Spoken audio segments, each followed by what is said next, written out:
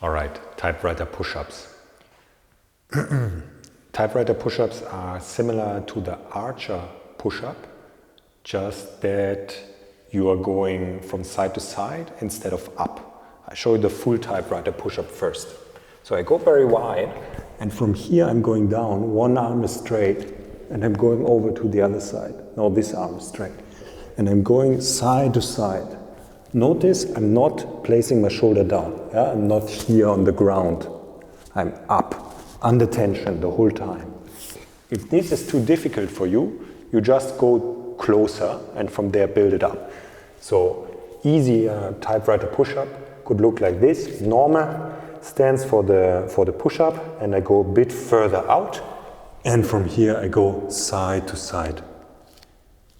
Yeah? And I go further and further and further away until I'm in the full typewriter push-up.